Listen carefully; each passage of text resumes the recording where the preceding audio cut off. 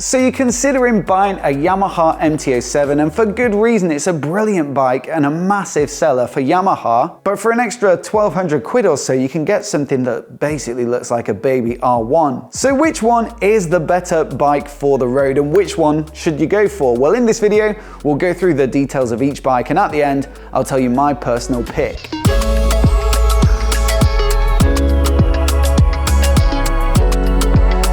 But before we get underway, a massive thanks to Car Vertical for sponsoring this video. Car Vertical gives you the full background check on used cars and motorcycles so that you can be fully informed before you make a purchase. Car Vertical's report gives you the full MOT history, including any issues. They can show you if the mileage has been tampered with, and they also show you if the bike has been reported as stolen or crashed, amongst many other details. I used it recently on a purchase, and it was a massive reassurance to know that the bike had a sound history before traveling hundreds of miles to view it. Plus, I've also run my other bikes through it just for peace of mind, which is really nice to have. I've been super impressed with the level of detail, and so if you want to run your potential purchases or existing bikes through Car Vertical, then head to the link in the description below and you'll get 10% off. So once again, a massive thanks to Car Vertical for their support. Now look, we'll start with the R7, and the number one reason to go for this bike over the MT-07 is, for me, the chassis components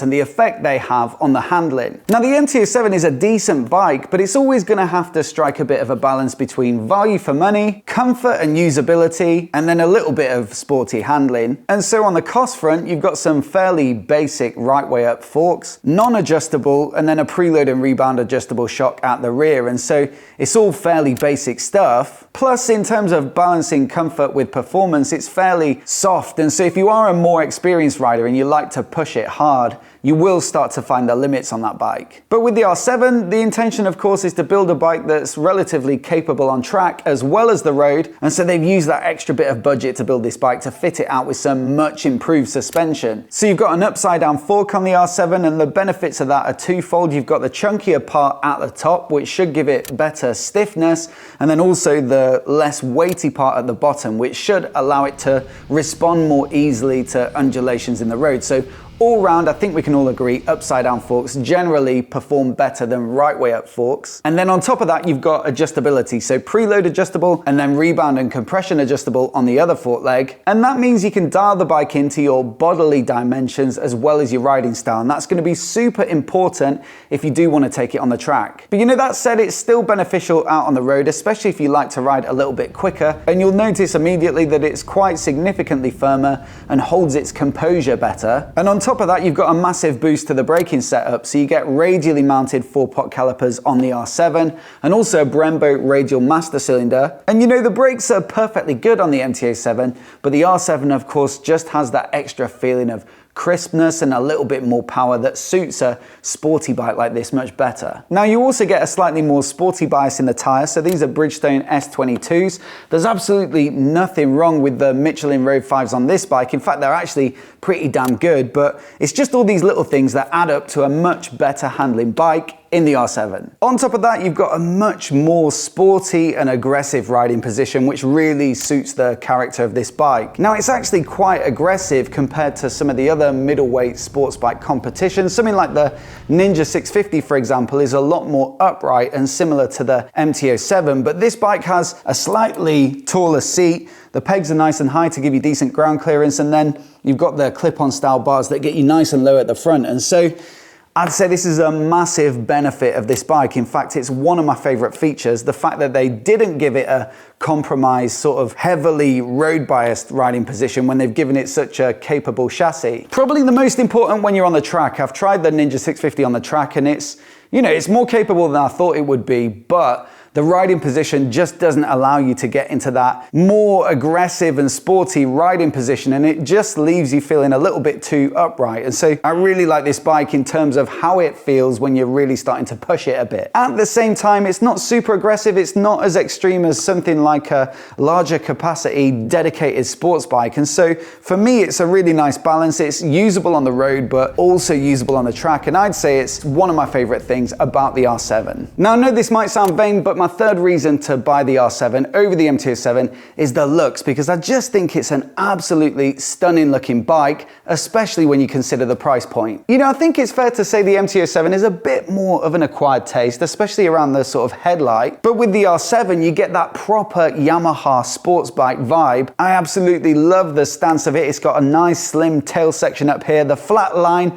on the tank, and then it's scalloped out here so that you can get really low into a tuck so your helmet will fit in there. These little grills on the side of the tank, and then also the minimal headlight setup. So the headlights tucked down at the bottom there. You've got daytime running lights along the side, but it gives it that almost like race replica look where you've got a fairly big slab of fairing at the front there. Plus you've got some nice little finishing parts like the machined top yoke here, and it really does look very, very good for the money. And so I think easily in the looks department, the R7 is like far more desirable. So look, I'm being pretty positive about the R7, and I must admit I've thoroughly enjoyed borrowing this bike. But the MT-07 is an absolute staple of the affordable middleweight market, and for good reason. It's such a fun bike to ride. I mean, firstly, above the R7, if you're not somebody who gets on with that sporty riding position, then you're probably going to find this a lot more comfortable. You've got a nice approachable seat height, so that makes it easy to get your feet down at a standstill. The pegs are a little further forward and lower down, so your